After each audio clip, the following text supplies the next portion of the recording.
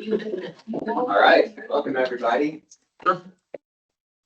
Still getting organized over here. Now we're ready. Thanks y'all for attending this residential solar standard offer stakeholder meeting. This is our sixth meeting. And so we're going to kind of review not only the residential standard offer, but also the commercial standard offer, progress made there, and next step. So,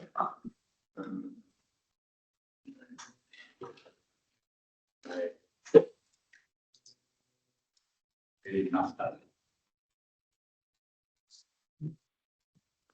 Okay, this is usually easier. No. Where do you? Oh, okay, here we go. I guess I slide it up there. Can we remind everybody to mute ourselves unless we're talking? Thank you. All right, everybody, please mute unless you have a question, and then feel free to come off mute and ask a question. So I'm going to start with a quick safety moment. Allergies bother just about everybody that lives in Austin. If they don't bother you, then you just haven't lived here long enough. So here are some tips to help with allergy avoidance and relief. So limit outdoor time during peak pollen hours, between 5 and 10 a.m. Keep your windows and doors closed. So just remember, like the allergens are particulate, floating through the air. And so to the extent that you can filter them out or avoid them, being around them, they're going to feel better. So avoid drying clothes outdoors because that can pick up pollen. Change your clothes and shower after spending a long time outdoors. Minimize contacts with pet and outdoor items, which may carry pollen indoors. So replace air filters regularly, have allergy medications on hand, and wear gloves and particle masks for additional protection. So you guys probably are all had about avoiding allergies, but just in case you're new to town or you're just not on top of it, those are some.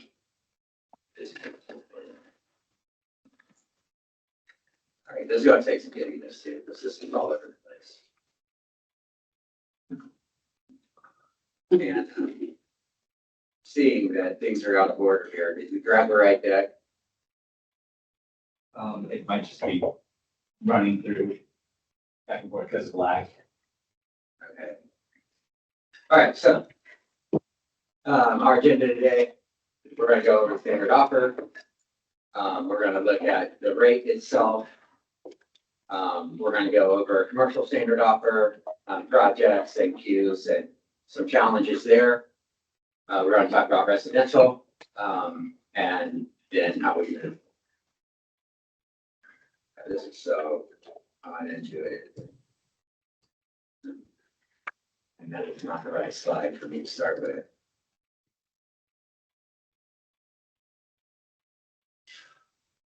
Okay. So in the commercial standard offer program, we've installed 2 projects. They're currently operational for a little over a megawatt. We have another 20 projects encumbered and in progress. So that's about 15 megawatts. And we have another 11 projects with 5.2 megawatts that are applied for. So those are different phases. The application phase is obviously first. We go through a series of reviews. You get preliminary interconnection approval.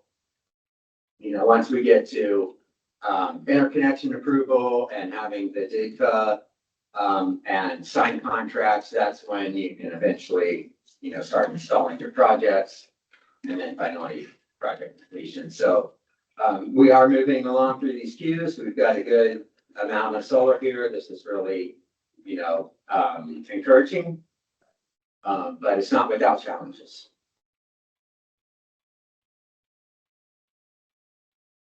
So this is just, some photos of the first projects, and our ribbon cutting. We had a nice little program and, it got some media attention. So all this is good. All the marketing that we could get, exposure to the program is good.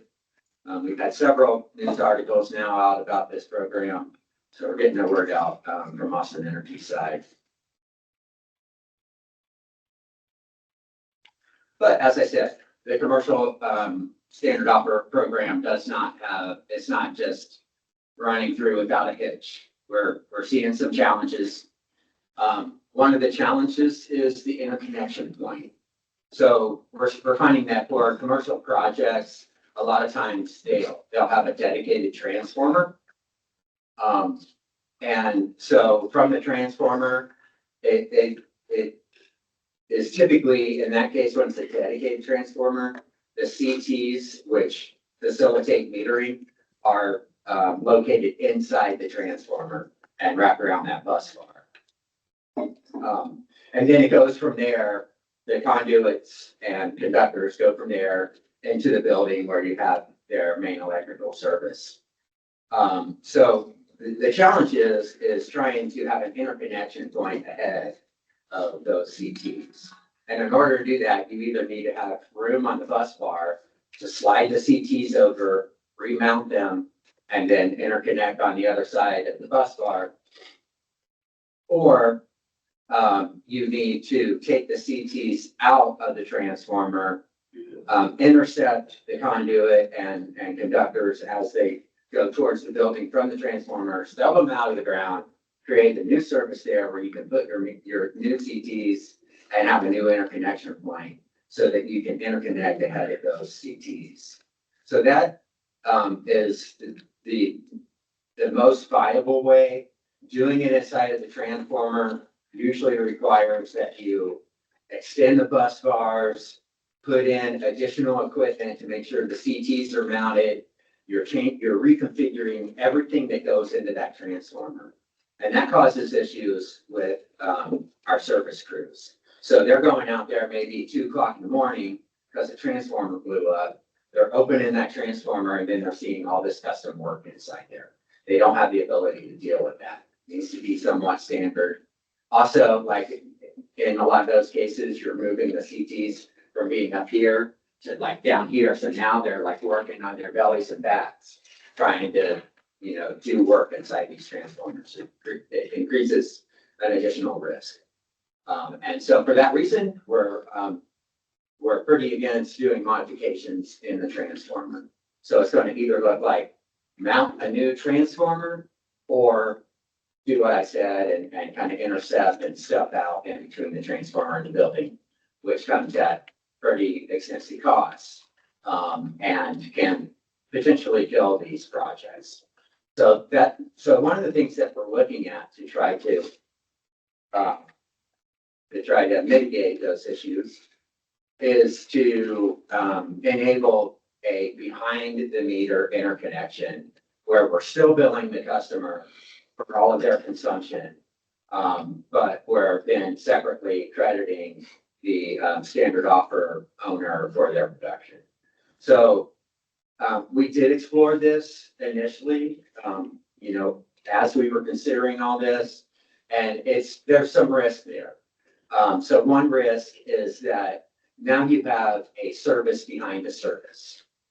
So if for some reason the host customer doesn't pay their electric bill and they get their service disconnected, then we're automatically disconnecting any service behind that as well.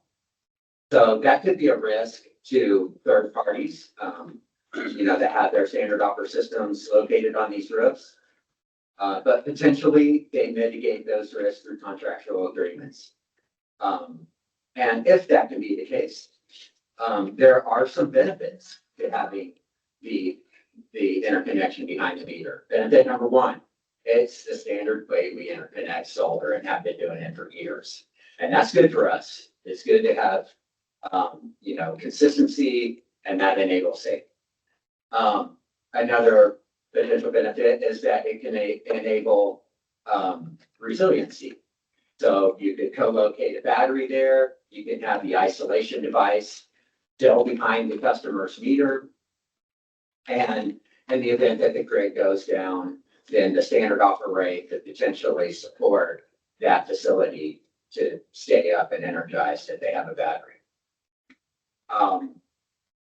So, and then another potential benefit is transferability.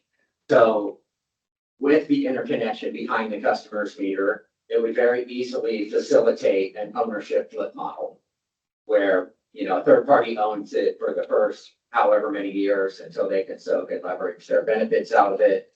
And then they could potentially flip ownership to the customer. That's just another option that might make these more viable. Another potential benefit is, not potential, what another benefit would be the lower cost of installation. And it would be considerably lower. So, having said that, Austin Energy is exploring this, and we'll have more updates, but we need to work through that. A couple challenges, one being the service behind the service. So we need to, you know, work with legal, make sure that and stakeholders to make sure that, you know, our assumption that they can figure that out through contractual agreements and mitigate their risk that way will work and not potentially, you know, have a negative side effect. And then also Austin Energy is exploring potential billing services from third parties.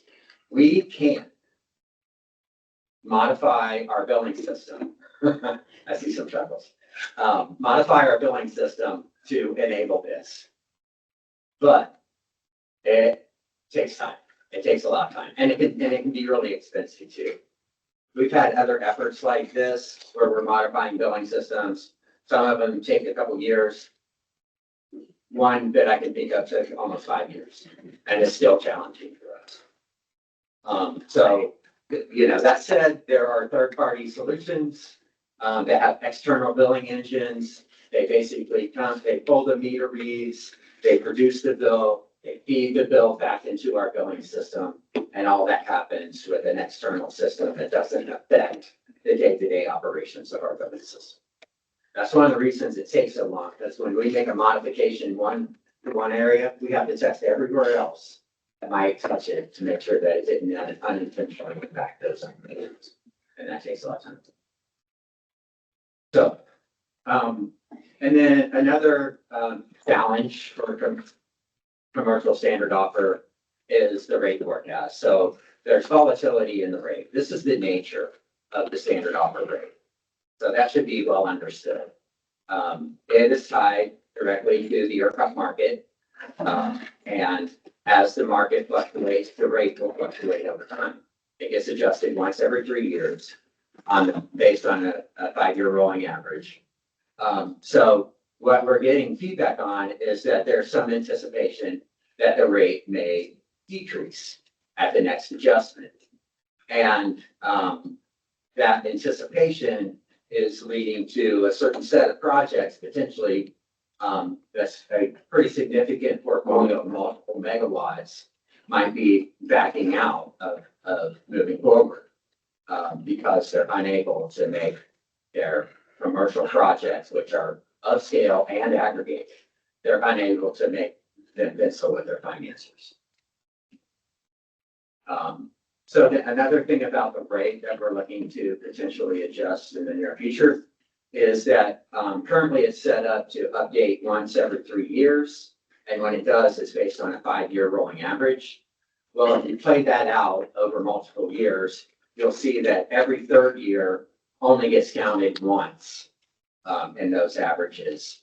And every other year it gets counted twice. And so that just is imbalanced. And so we would like your feedback on this, but we're potentially proposing that we move that from a 5-year to a 6-year rolling average. So that would just enable a little bit more consistency there. And another thing about it is the timing. So right now, as communicated in the past, I should say, we plan to update the value of solar rate and the standard offer rate in March. But that is an out of cycle rate change. An out of cycle for us means that it's not going through the budget process. So every year we have an annual budget process that goes through different levels of review and approval and eventually goes to council for approval. And so council, as Austin Energy's governing body, they're more or less our board of directors. Council approves our rates and then we implement them in October. So what we plan to do is to do our best to provide the update of what it will be in March of this year. So we're going to put that on our website. We're going to show you the FY25 values, but we're not going to implement that update until October with the rest of the rate implementation. And it will go through the same budget cycle for approval that all the other rates do. Payment processing. So this is the part that we're newly embarking on this because we just got our first two systems interconnected in late January. So having a quarter under our belt now, we're now starting to make those payments. Well, that's, as we anticipated, not easy. We don't have a system set up for this kind of activity because utilities don't usually do this. So that said, we're moving through it. It's very manual. There's lots of meetings. We're working towards getting it automated eventually. But right now and into the foreseeable near future, that's going to be by hand necessarily. And we can do that. Not a problem. With commercial systems, they're coming in, two at a time or three at a time. So it's very few of them. We can totally manage this by hand, and so we can automate it. But there is a process there, and there is also, a procurement eventually, which for us to procure something, it's typically about a year process. Because we have to go through competitive processes. They're very bureaucratic in ways and have certain requirements. So I know I said a lot there about the challenges of the commercial standard offer program. I'm going to open the floor for any questions at this point regarding commercial. Kayva has her hand up. Go ahead, Kayva. Thank you for the updates, Tim. You mentioned the need to, if the standard offer were to move to a customer side interconnection, that you would need to make a billing system update.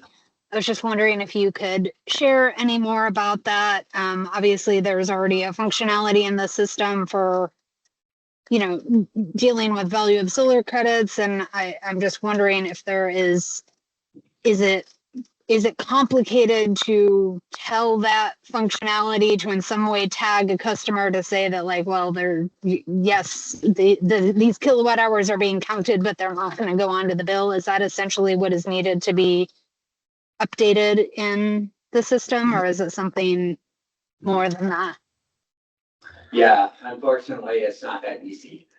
For commercial value of solar customers also enjoy an additional billing benefit, and that they're reducing their demand coincidentally with solar, potentially. If their peak demand happens at night, then obviously the solar is not going to affect that. So it became very complex, and our intention was to still facilitate the full demand charge with commercial customers. We did not do that for the value of solar, and we decided to consider it an additional customer benefit in the case. Because in order to do that, you have to coordinate the billing meter, the revenue meter, with the production meter.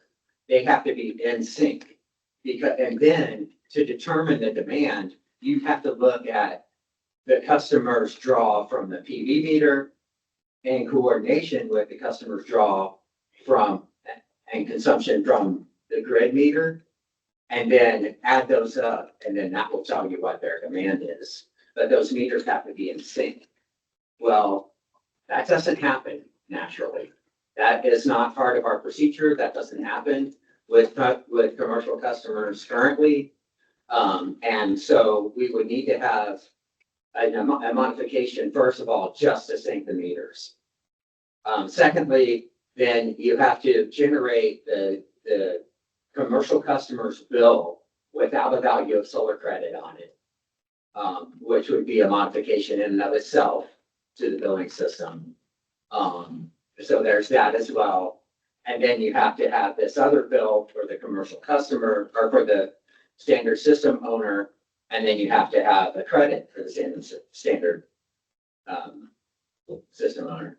So all that said, it's complex and we don't, and it's not easily stood up in the billing system. Okay, thanks. So it's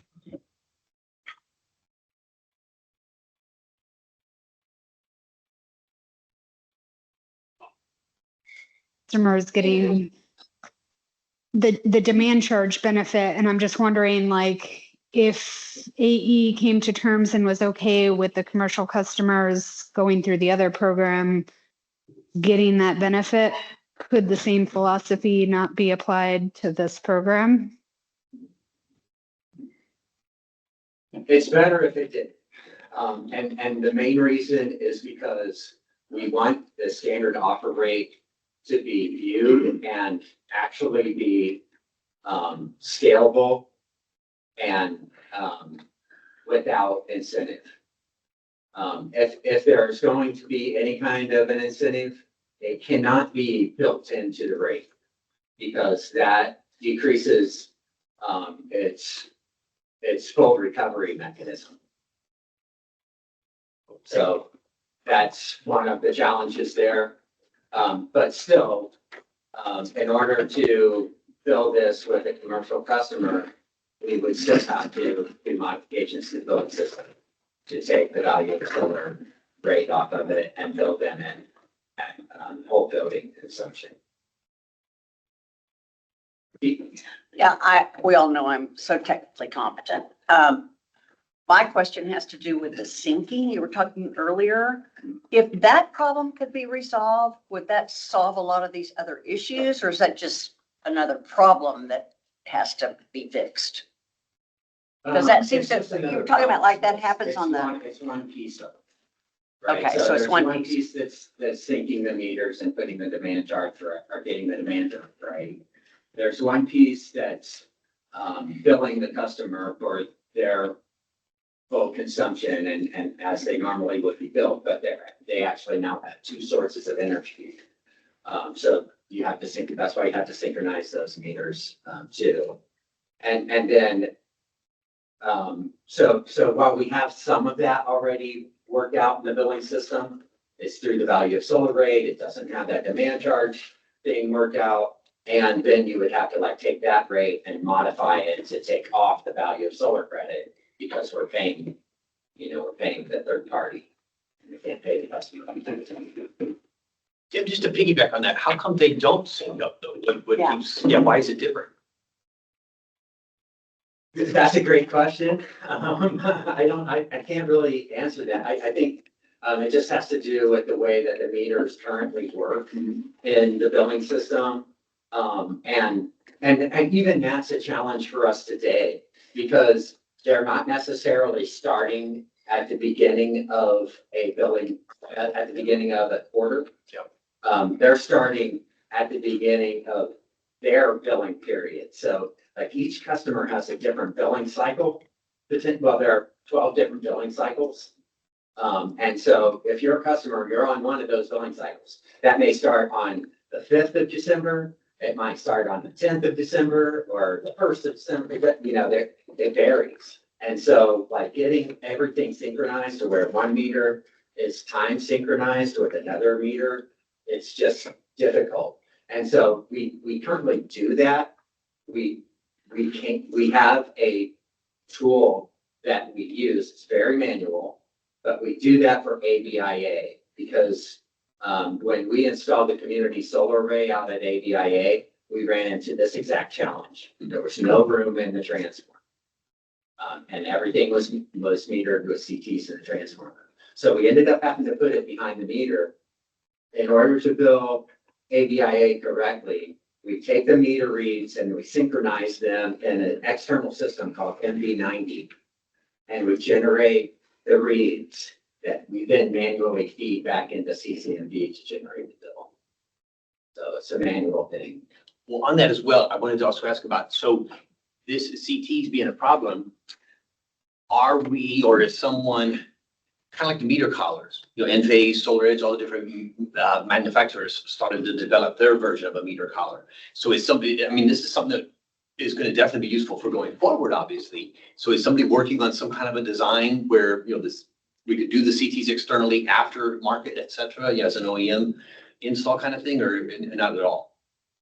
Do you know what I Yeah, I mean? don't think that's, I think if you knew a little bit more about it, like you'd understand. You're probably correct, yes. Sorry, I don't have time to explain Yeah, everything, yeah. but essentially those CTs are just measurement devices. Yeah. That are then going in to feed a meter. And it's the physical nature of those CTs that, they have to be there. And in order to get an interconnection on the other side of them, like they can't be there. They have to be moved. It's not as easy as just putting a giant Rogowski coil on these then. Sorry. Giant Rogowski coil, the flexible CTs. Yeah, I don't know about. Yeah. I don't think that's the solution. Okay. So anyways, we can take this offline. So Stan? Question on the payment processing. You customary buys power from market. Are there any analogs from that department that would inform how you would buy power from independent users? Yeah, so we have power purchase agreements. Through those power purchase agreements, there's a process to make payments on them quarterly. They bill us. And then we pay those bills. But this, like, if we were trying to, once this scales, trying to get billed for everything and then making payments on those bills is going to be a nightmare.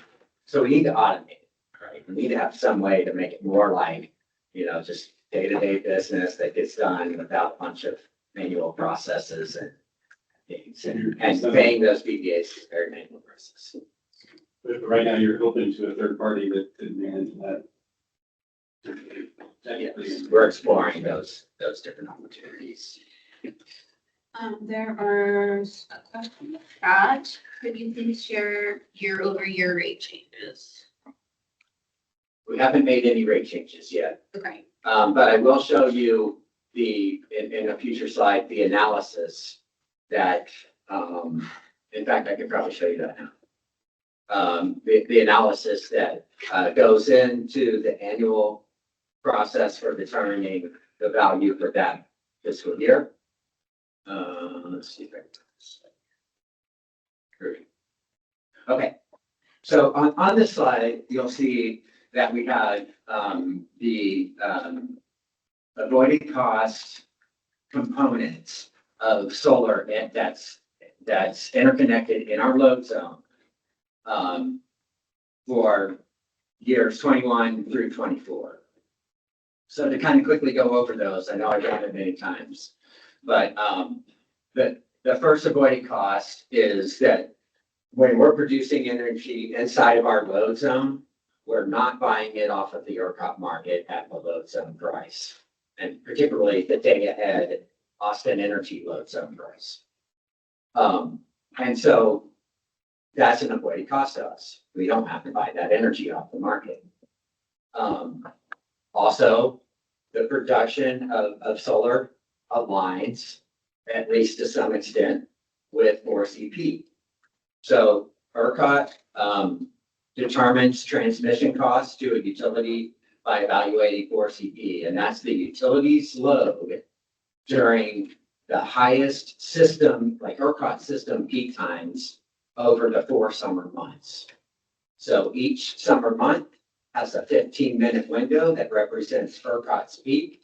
They look at Austin Energy's consumption during that time, and they look at that for the 4 summer months. That sets our transmission costs for the following year.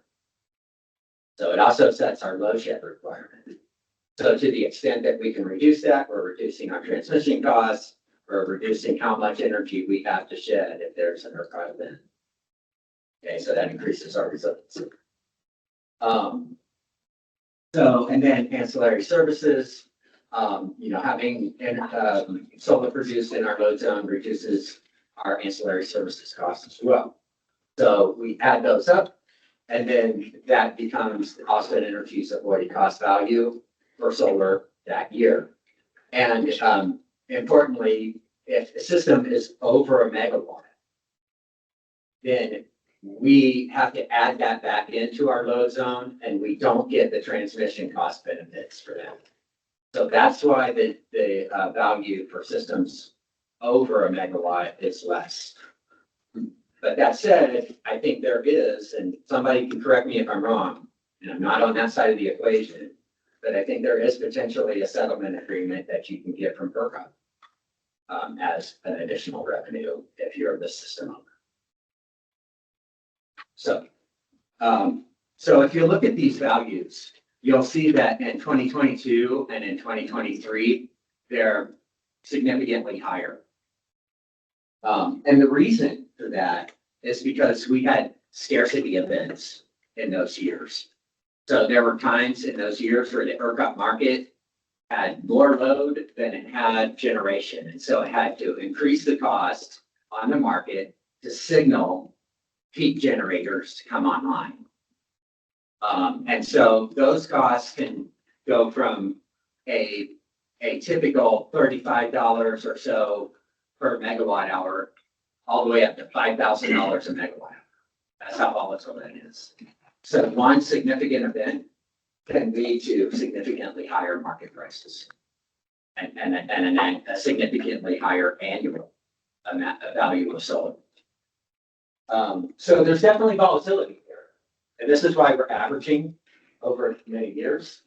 You can see here in 2024, we didn't really have any scarcity events. And the value for the energy is like almost a third of what it was in 2023. So that's how much it impacts. I know you're building the program to scale. Have you all modeled out, at what point does the solar portfolio, if working well, lower your transmission costs figure from ERCOT such that it will be reflected here and start to kind of erode some value? That's a great question, and one that's very complicated to answer because at the same time our load is growing. And so, but we do have some. We know that happens. For example, when we retired Decker, which was 700 megawatts of local generation, after that we started to see our prices separate from the market. So when there was a scarcity event, everyone else, the whole market would go up, but our load zone would go up more than proportionally than other load zones. And that's because there's a supply and demand component within the load zone. So we know, and we've identified this and talked about it through our resource generation plan, that by introducing more generation, and particularly flexible generation, within our load zone will significantly help that price separation. Do you foresee that being reflected as another stack? Could that be a benefit? It probably maybe, but it's hard to quantify. So if you can propose a methodology for quantifying that, we'll take it into consideration, sure. So there's no way to look at what your, growth is and compare it to transmission cost based on before Decker and after Decker, and get some idea. It sure would be helpful to people like me to know that. I'm not an economist, but I'll tell you, I think that the inputs are very complicated. Okay, And I think it would also be hard to attribute directly to this as the causation. There's a lot of other things that are impacting that. yeah. And it'd be hard to say this is specifically driving. No, it. I get that. I'm just saying that was like kind of an out of the box question, just because it would be great if I could have some idea about that. So, The good thing about that is that all customers enjoy any load zone price decreases. Yeah. One of this clarification, because you mentioned the 3 to 5 year, the disconnect there on your rolling averages. Was there a discussion of some multiple of 3? I know you said. Right, so 6, we're just taking that from 5 to 6. was that, like, if there were 3 versus 9, it would push a different values. Right, and I would think that 3 would increase volatility of the rate. Right. 9. And 9 would decrease it even more, but maybe, I don't know, maybe that's where it Like, so the investors that are in the program, I don't know if that's a more stable approach. right, but we also have to balance that with, what makes sense from a utility cost recovery perspective, et cetera, so. All right, a couple more questions, but I've got to move through the rest of stats, okay? So just looking at the different values, we've had conversations over the years about different values that could be added to that stack, including like avoided distribution system cost and avoided capacity cost. There's not a capacity market, but certainly Austin Energy invest in capacity. And I know that some of those have been excluded in part just because they're complicated to really quantify at this detailed level. But I guess I'm just pointing that out to, kind of raise up again that I get the interconnecting behind the meter and allowing for that customer to get also an unquantified benefit of demand charge doesn't exactly fit the matching up the avoided cost, but this isn't perfect either, I guess. And I think AE isn't necessarily paying out every single cent that is avoided. So I don't know. Just before we move on from that general topic, just wanted to kind of plant a thought there that maybe because there's imperfection on both sides, that maybe the greater good is served by allowing it to happen, and at least while you're in the process of updating the system, so that we don't miss out on opportunity while there is still a tax credit to be had. Understood and agreed. Then I'll just say that there's a subsequent effort currently to look at potential values that are not being captured in value of solar. So we're working on developing that procurement of the third party that will do that analysis. So, Is there a timeline for that? I would say it hasn't went to RFP yet, so it's probably a year before we start to see any real tracking on that. But the scope is pretty well developed. So let's move on.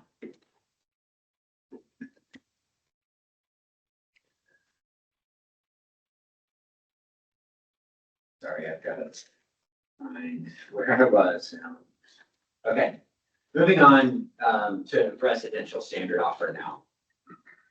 So we've had 5 meetings before this meeting and another 2 financial focus meetings. And we also did a residential customer survey, which is more focused around community solar, but does kind of separate a little bit. And through those meetings, we identified approaches that would help to make the residential standard offer more viable. So first would be to apply societal benefits to the standard offer. And those would specifically be recovered through the customer benefit charge. And we discussed with societal benefits that adding them to the rate would be pretty akin to adding an incentive to the rate. And we don't necessarily want to do that to the rate. Potentially having incentives outside of the rate that aren't affecting the rate, that live on their own and separately and are separately justified. Could be a possibility, but we want to keep the rate clean because we have to have that into perpetuity for these programs at work. Austin Energy program marketing. So Austin Energy could use its marketing power to help to get the word out to potential residential hosts.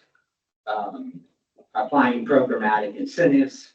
So, we're using program dollars to add to the value proposition that would then hopefully entice third-party financial parties to get involved and actually take this up. Because remember, these are third-party owned portfolios. So you're not talking to a residential homeowner and trying to get them to, make a financial investment based on a 10-year payback. You have to put this into commercial terms, and they're looking at opportunity costs. They have other places that they can put their money. And so if the value proposition isn't there, then they'll look for a different value. So it needs to be solid. And incentives could help to do that. Applying the floor to the standard offer. So this is, this would be a mechanism that, increases the certainty of the rate, which could help investors, take this to the next step. However, applying a floor also represents potentially adding incentive to the rate, and we specifically can't. Incorporating batteries to strengthen the value proposition to the host. Reducing monthly fees. So can Austin Energy reduce monthly fees? Yes, but can we, and we can become more efficient over time, but we can't necessarily erase the costs to Austin Energy and the fees are to recover our costs. So if you think about one residential system, you have a new modified residential bill, potentially, if it's behind the meter. And if not, then you have new interconnection requirements that have to be developed for in front of the meter residential. You have a bill to the contractor for their consumption and for having a service. You have a credit to the contractor, and then you have all of the questions and reporting and everything else that goes along with that interconnection as well. Austin Energy estimates that cost somewhere around $30 to $40. And I'll say, for at least these first two systems, it's a lot more than that because we're having meetings after meetings trying to get these things to work and figure it out. But I think that's a reasonable assumption. So if we reduce that cost to $10, we're still putting $30 of work in. And that represents basically an incentive of $20 that somebody's flying that. So, again, we have to look at things holistically. There are certain things we can do, but, we have to account for those things.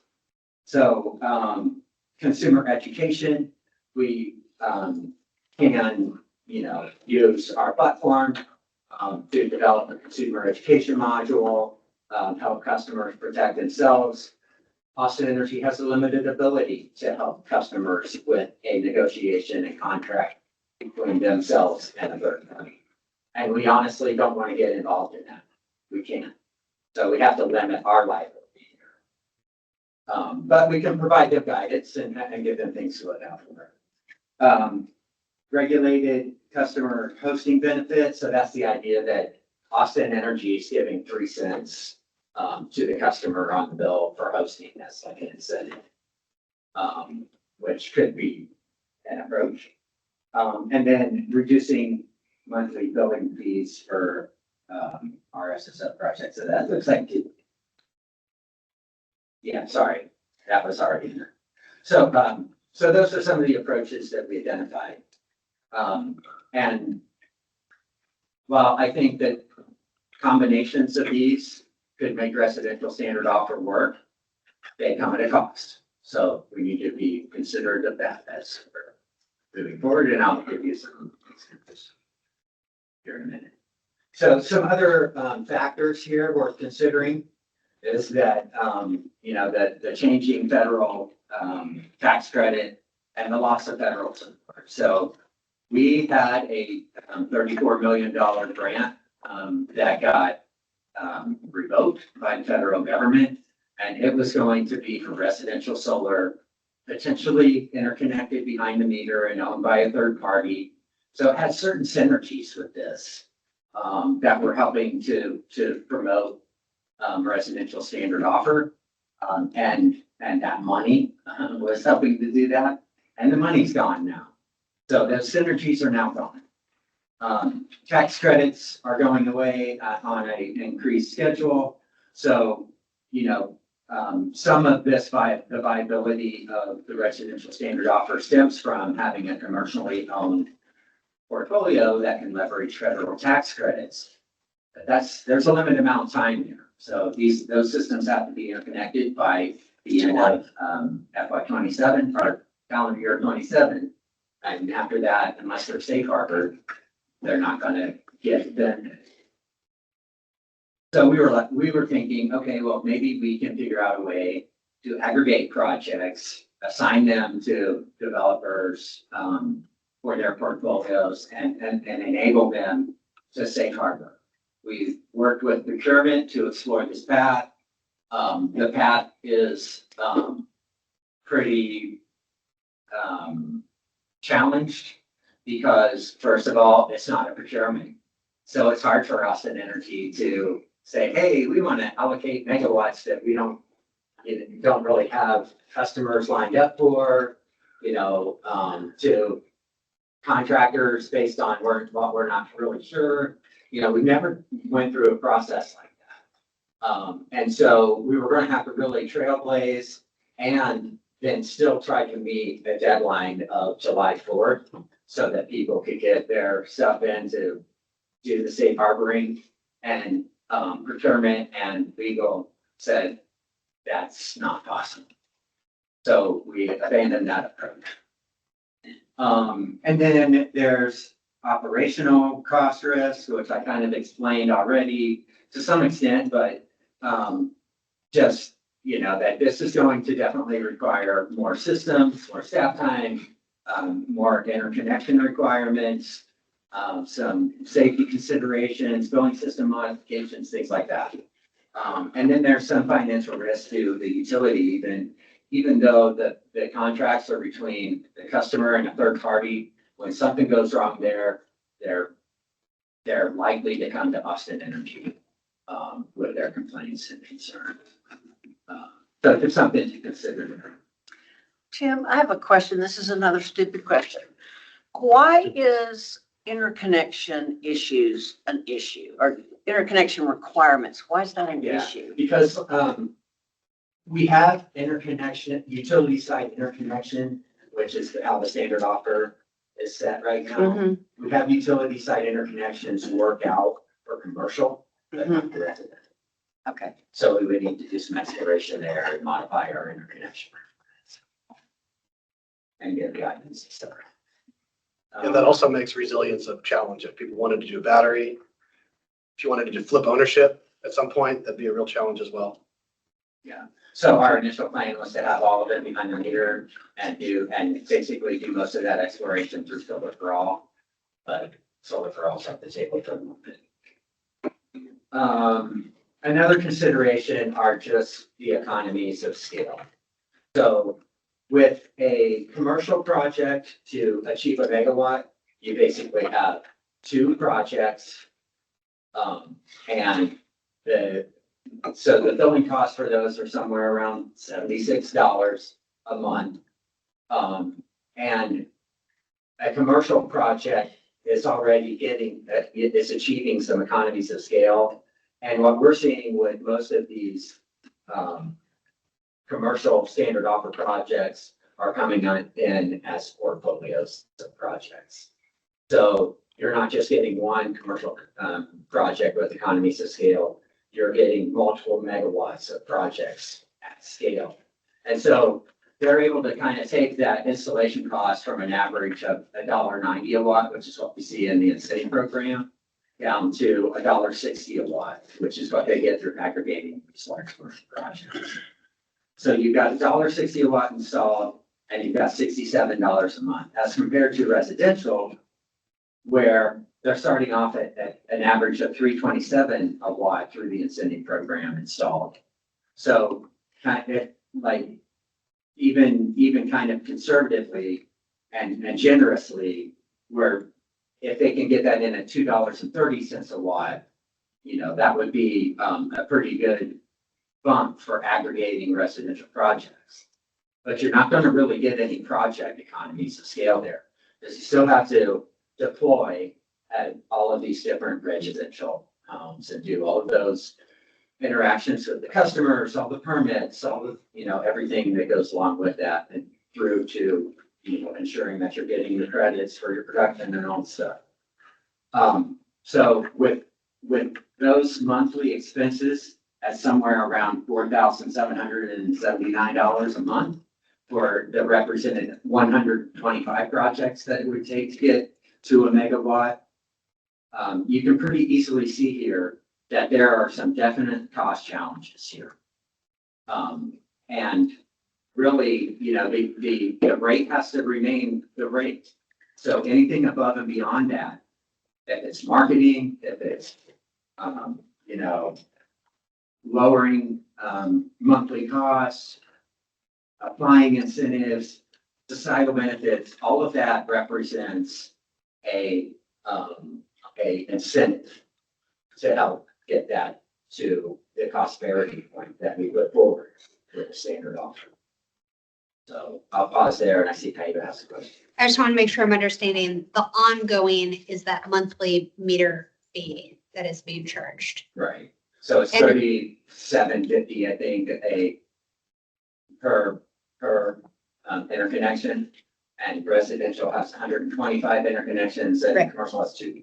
Okay, and is there any equivalent to that being charged for customers who are currently installing solar behind the meter? I think the answer is no, but I just Residential want, customers that are currently installing solar don't have to have a custom bill. We've already implemented it into the billing system. We're not doing an external credit. We're not billing, we don't, and it doesn't include the extra bill that we have to have for the system owner. And the standard offer. okay, thanks. Observation, and then part of the previous stakeholder meeting, so they've been discussed, but notice the 2 images you have of kind of residential or planned communities. And the question is, have you ever kind of broached the land development code, folks over there, see if there's other ways, we talked about it years ago, like some sort of, you know, in lieu, not an incentive, but if they did solar on all projects and there's a change in the development code, we would unlock different types of Benefits. and revenue, frankly. I mean, the developers, the land developers see development, see an opportunity. You're not trying to just, you know, play it out internally. The other ways to finance this. Hold that thought, but yes, I think that ideas like that are things that we need to be exploring. We do have some solar code movement that happens through green building, as they are basically they are the stewards of the local code for efficiency. And so some of those are like solar ready requirements and things like that. And we all know it's one thing to put it in the code, it's another thing to enforce the code. And so both of those deserve some attention. But thanks for clearing that one. Uh-oh. We have a hand raised. It looks like we have a question online. Go ahead while I'm trying to figure out how to advance the slide. I got one. Tim, Trey, Farmer. Thank you for all this. I was curious about like what kind of stakeholder input or other utility, like basically like homework can y'all do in terms of trying to get that install cost down? I mean, obviously some of that's just materials, but talking with all the solar installers or looking at what other utilities around the country are doing where solar install costs are lower. It feels like there's a lot of room for improvement there. Right, so that's a great question. Install costs are something that Austin Energy's had on our radar for many, many years.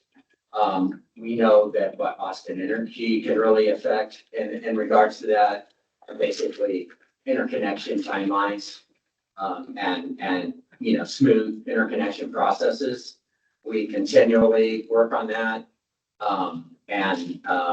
So I think for the most part, our permitting timelines are pretty short compared to other utilities.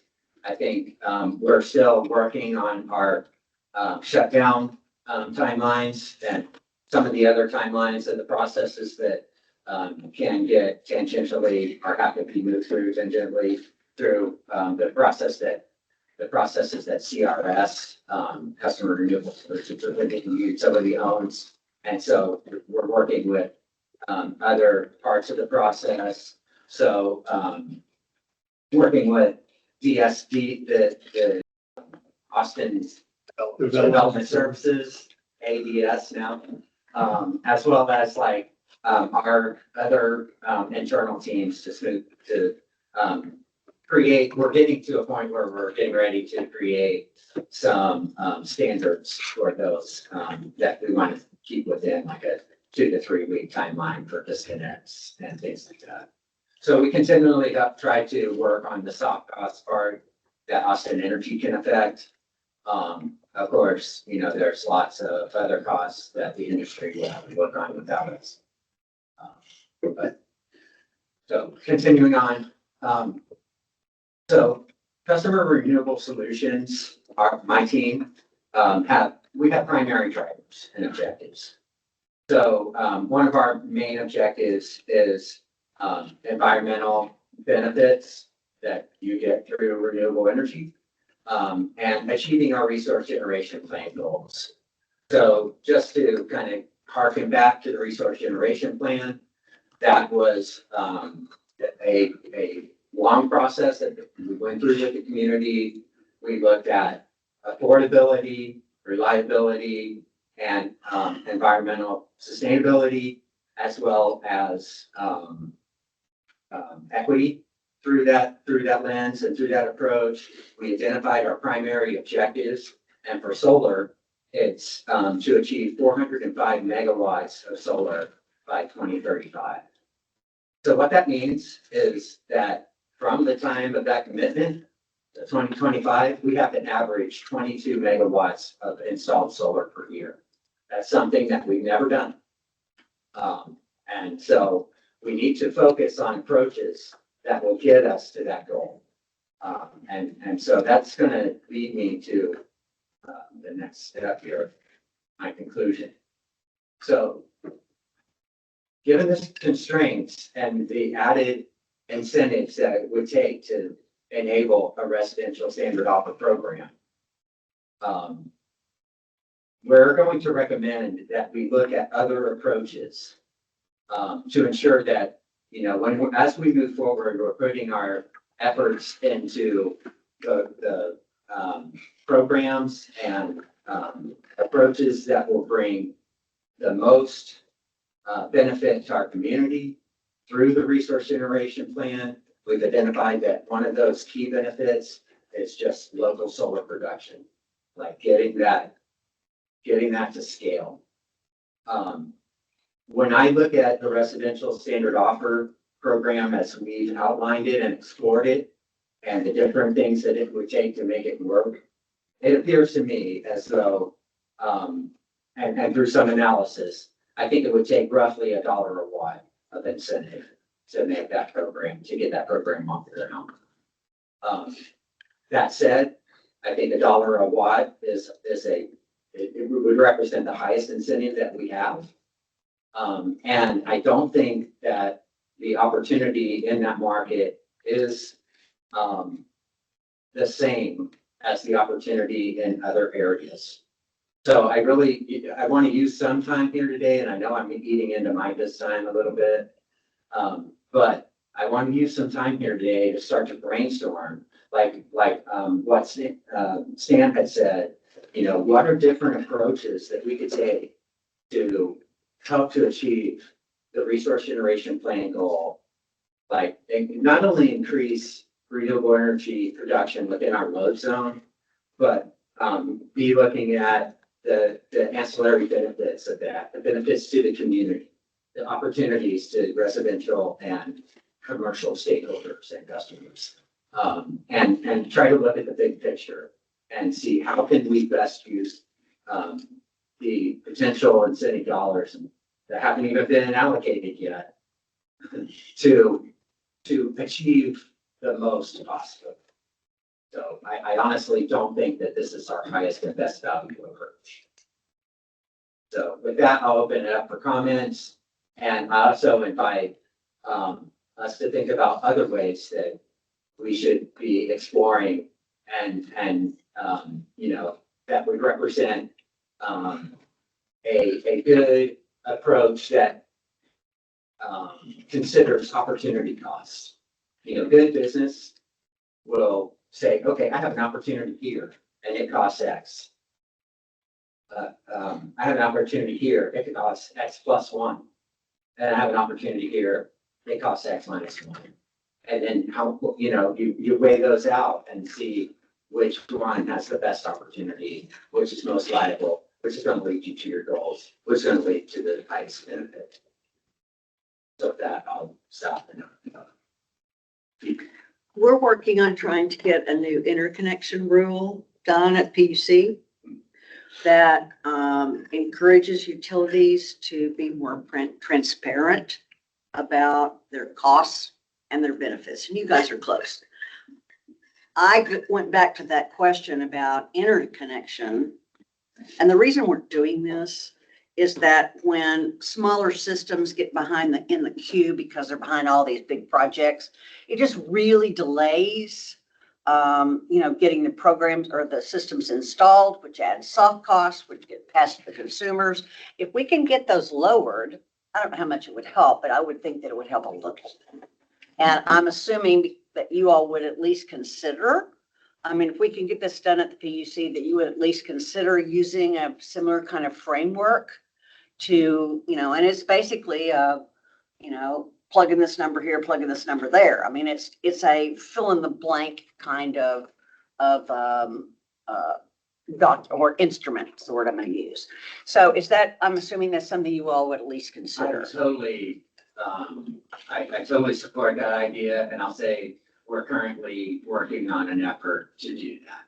So Micah is our project management lead, and we're working to not only map out we've already mapped out all of our processes, but there are tangential processes that connect with ours. We're mapping those out as well. We're looking at all fees associated with solar.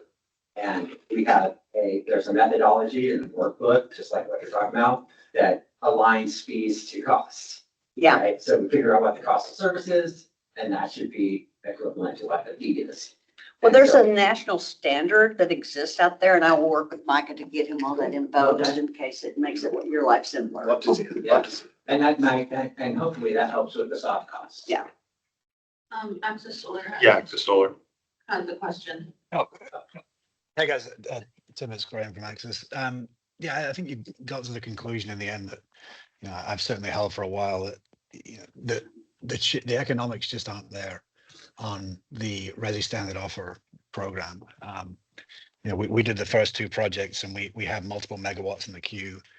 And even on the commercial scale projects that are a megawatt size, our investors and partners are still struggling to get those projects to work. at really low cost per watt. And so extrapolating, our cost efficiencies, and I think you put 190 a watt for commercial, 327 a watt for residential. Yeah, that gap is even bigger than the proposed, $1 incentive you had, or the potential $1 incentive you had there. Economically, the jump to get investors and local EPCs on board to be able to deliver at the current proposed standard offer rate, it's miles apart currently economically. And so, I applaud the idea of finding, stronger opportunities to deploy dollars and incentivize the standard offer. My belief is that is in the commercial space. There's certain benefits that are given to current value of solar recipients that aren't included in the standard offer program. Societal benefits being one, and also the PBI being another. I'm not sure what opportunity there is to add those to the stack, but our investors are very nervous about the potential the drop in 2026 pricing, and then 2029 could be a further drop as well. And that uncertainty just has investors nervous. Understood. So, okay. So, and so you're proposing potentially incentives for commercial standard offer as an I think alternative. something in the interim right now, an investor looking at it, 11.25 cents sounds great, but the reality is that is going to drop probably 2 pennies in this upcoming rate change based on our modeling, and potentially another couple of benign years in 26 and 27 could mean a 2029 rate drop of another couple of pennies. And so we could go from 11.2 cents down to 7 cents, which breaks any financial model, even at an incredibly aggressive EPC price. And so something which allows some element of visibility, at least in the short term, while there is potential downward pressure. I think we all think rates are going to increase 28, 29, 30 as data centers continue to suck up more power. But the reality of the way the rate is structured, we won't see that price increase until the 2032 rate increase, for example. So we could be in a really depressed receipt of standard offer pricing in 2029, but the rates on the market could be substantially higher. Understood. Yep. I just a comment I wanted to make. I hope what all of you are hearing, though, is that we are committed to further exploration. We want to make all things possible and make them work. We do have certain constraints that we operate within, but I hope, including all the comments that Tim's been making, I hope that you all are hearing consistently that we are considering all options and we're welcoming all options, and we want to consider every opportunity to achieve our ultimate end, which is how do we maximize renewables? Maybe, I don't know if you remember this, in 2012, we kind of came to a similar conclusion. I think there was a pretty strong discussion around this, and it's still a gnarly problem. Just residential doesn't scale well. I would really encourage us to take up the Trey's question a few minutes ago about cost. I know you said you're looking at costs kind of from a sort of assessing what's there. I think we need to, if we're going to be really radical about that, is we need to set targets and then prove to ourselves why that's not possible. So I think even like fees, the permitting fees, things that between AE and DSC, you've gotten kind of out of control. You're looking at it, but I think there's to look at what it needs to be, and then say what's wrong with that. Where does it not meet your constraints or requirements? But I think there's quite a bit of fat we can pull out of it. I think the industry is pretty lean, is pretty efficient, but there's things about Austin, and I'll just say this with, well, due respect to everybody in the room, like many companies have left Austin because it's too hard to work in Austin. With all the different programs, it's a lot of opportunities, It's very difficult to streamline business models and therefore really the cost tag. So I think there's opportunity there outside even prior to programmatic decisions to say, what would it mean to get to 22 megawatts? And how much residential in whatever form does that mean? Is that a quarter of that or none of it or half of it? And what are the signals we have to send to the market, our mutual customers, whether it's investors or, homeowners to get off the couch. And I think there's some numbers, there's some frameworks that probably all intuitively know. I would establish those targets and get them on the table and say, how do we get there? So I think it's not one company doesn't hold an answer. Right. Agreed. This is very disappointing conclusion, from my perspective, and just kind of wanted to, for those who haven't been deeply engaged in this conversation for as many years, want to kind of like take us back. Like, this program concept came out of what was an effort back in 2018 and even before that, where Tim convened a group to tackle the challenge of expanding access to rooftop solar for the residential sector specifically. And, then there were iterations of failed RFPs, and then it came around to this standard offer approach.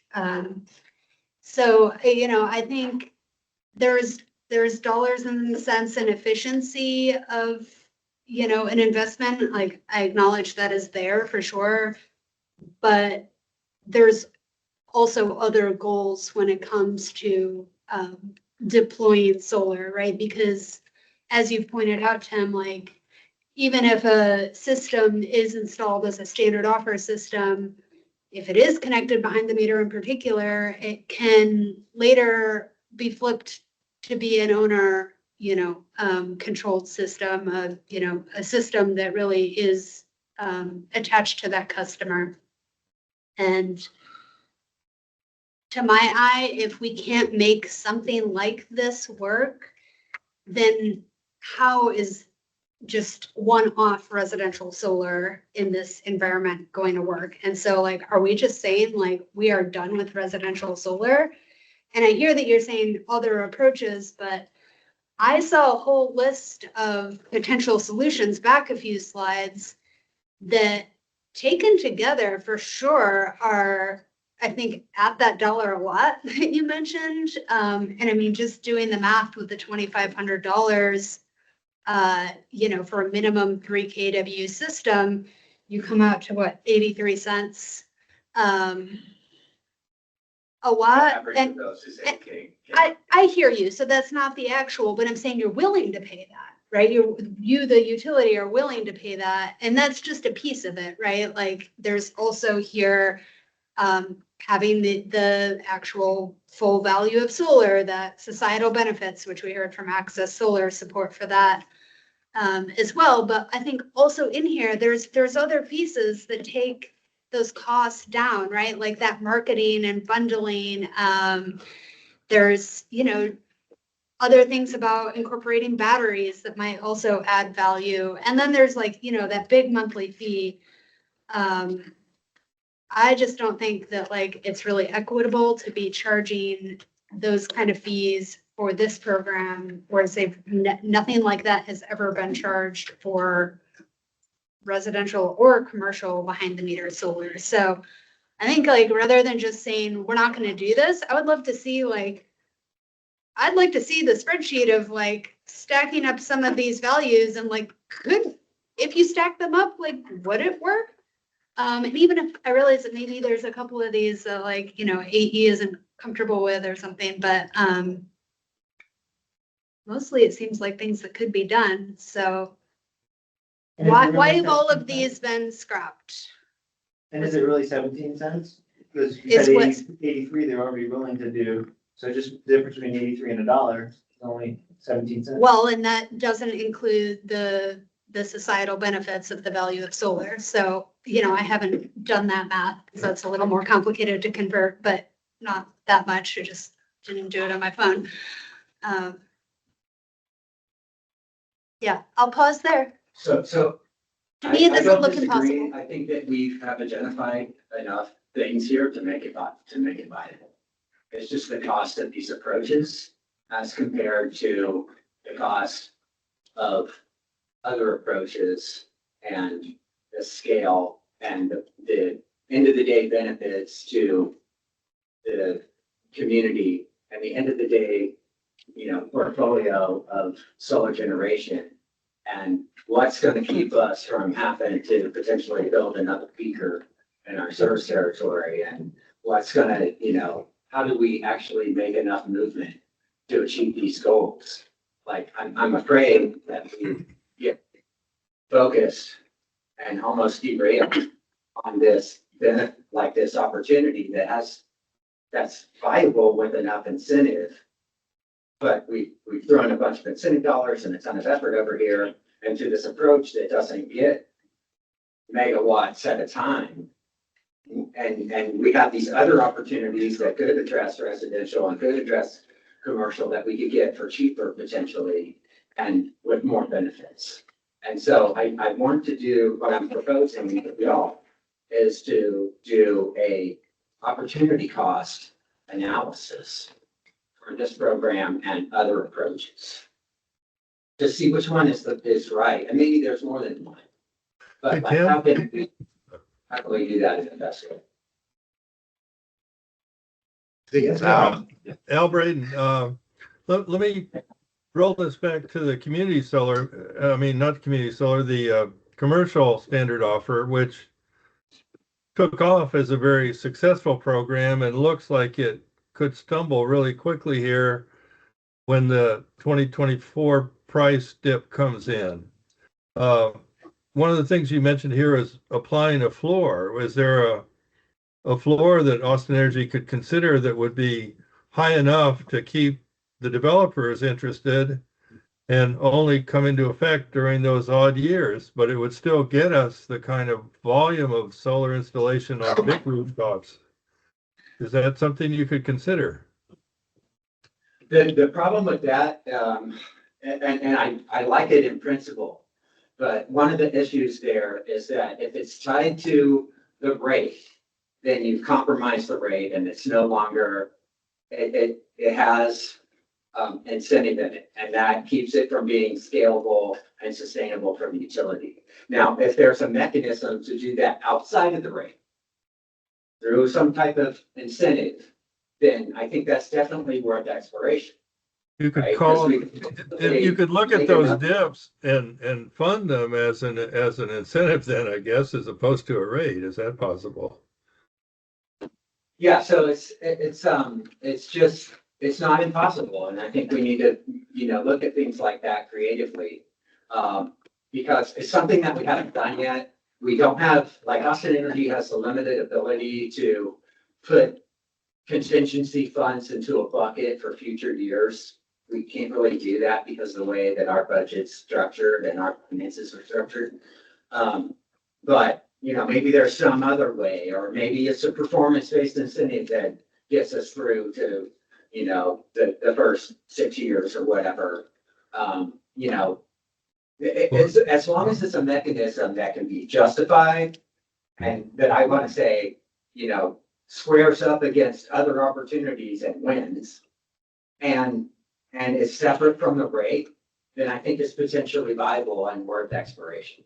Or maybe the societal benefit would just be enough of a bump on, I'm not sure, that's a penny or so, but The potentially. societal benefit is another incentive, essentially. It doesn't represent an avoided cost. If we introduce that to the standard offer, then it would be detrimental to the rate.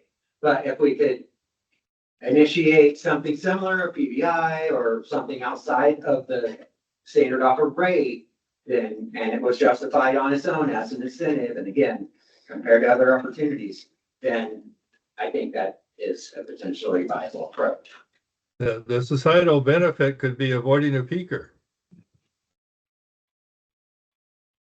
Yeah, I mean, I'm gonna go on a limb and say that probably for the most part, it's not gonna matter so much if you want to call it two different things and show it in two different buckets. Like, I would assume the finance people are gonna look at them both and add them together. That doesn't seem, I feel like that's important to AE, but I don't know that it's, It makes a I'd be huge curious difference if why anybody budget thinks recovery is. that's critical, like if there's two values, like, can't you just add them? I don't see that as um, We a have to be huge able barrier. to sustain the rate. Right, I know, and that's what I'm saying. I understand that it's important to y'all to have them be separate, but I mean, I don't know. I haven't heard anybody saying that there's concern about just having the incentive and the value of solar societal benefits just offered as a separate additional incentive. And maybe, I think it's likely that those don't need to continue forever. Things will change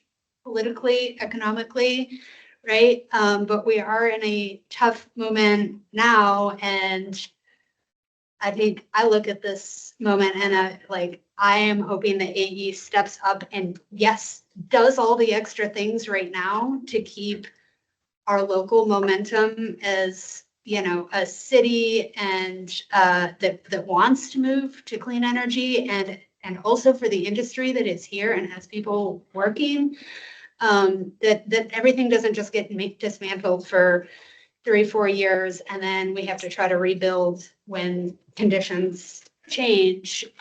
So I think if ever there was a time to throw, use these strategies, and most of these, like the big strategies, like the value of solar societal benefits and the $2,500 incentive, they're already being offered to residential solar. So it's not really it's just a different modality of deploying the same exact product. And It's not actually the same exact product. I mean, that's it's solar providing kilowatt hours. What's different about those kilowatt hours? understood. They're in the same location There's at a the lot same of- time. There's. What is the difference? tracking I'm genuine. and There's what? Connection and, the customer, education and, it's not just, we can't just pull a lever and say, okay, residential solar's on. We're gonna give it incentives, we're gonna give it the same offer rate. But what is different is that you're hearing, hopefully, it doesn't sound like you are hearing it, but what we're trying to convey is that we are putting all of these things up for consideration. And we're about to talk about solar leasing, another alternative that we're putting out there because we're looking for alternatives, we're looking for solutions.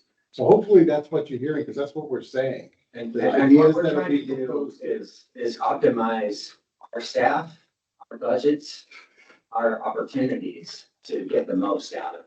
I hear you. It's been literally a decade Since what? since we started this conversation. And in that time, we went from averaging a megawatt, or But there's been no new program in that whole time for residential, that's all I'm Can I saying. I don't think that's true. I think that's demonstratively false. And I can show you.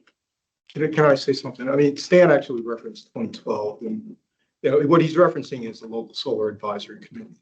And at that time, yeah, and as we all recall, I mean, that was a different time. I mean, that was more than 10 years ago and costs have changed. Solar module costs, for instance, and other costs have come down. We're working with a lot of old numbers and, just through experience, particularly with residential systems, once you reach a scale of hundreds, if not thousands of systems under a program, your numbers there are actually too high. It's not two systems we're talking about. We're talking about hundreds, if not thousands. And there's scale that can be realized from the installer EPC side, but there's also economies of scale that can be realized from the utility side. That's something that we know firsthand. And so I think that we need, and then stepping back a little bit further to contextualize things. Kaiba had mentioned that, I mean, this has been discussed for many, many years now, et cetera. And there's frustration that access has been limited. And I would just say that, from my observations, with strategic management changes within Austin Energy and within the city and coordination with the city, I would say that an RFP for something like this would be a lot better received by the market than something that was released 5, 6 years ago under a different regime that might not have been as favorable to local generation as it is now. And you might be surprised what kind of pricing you'd realize. Now, can it hit the RSSO? Well, commercial can't hit RSSO or CSSO, which is the same rate, right? So, I mean, but there are nuances to commercial versus residential. Commercial, you've got the CT issue, residential. If you're creative and you scale, then you can mitigate the behind the meter, front of the meter issues, the additional costs there. So all of those things, I mean, I think, do you just say, okay, well, we're going to have, purchases into infinity, from a local perspective? No, but if you, have a PBI or an attempt to implement a PBI through an RFP or something like that, then that might be higher than the RSSO, but you could justify it because it would be a limited scale. A megawatt scale, tens of megawatt scale program, but then you scale from that, with the expectation that, but what you ultimately need is inventory and supply. The biggest constraint in Austin, and I think Stan mentioned earlier, considerations for utilization of real estate in Austin. Austin real estate is expensive. Putting solar on a raw parcel of land is a terrible idea in Austin, in Travis County. It just doesn't make sense. So you've got to increase your inventory, your supply of rooftop or of real estate to challenge the commercial side to say, oh, hey, look, we've got these hundreds, if not thousands of residential roofs that we can lay this on. So your roof's not that cool anymore. We don't really need it. Thank you very much. You lost your leverage and, we're just going to go elsewhere. So I just wanted to kind of summarize. I think that a lot of the things that you've mentioned here, Tim, on this particular slide, yeah, I mean, they make sense. But I think that, yeah, I mean, in open meetings and those kinds of things, I mean, I'm just talking out loud at this point, as a community member. But yeah, I mean, I think that you can figure this out, and you might be surprised what kind of pricing you would get, for hundreds, if not thousands of residential systems under a program. And as we've discussed, I mean, there are less than obvious places to save on system installation costs, if you will.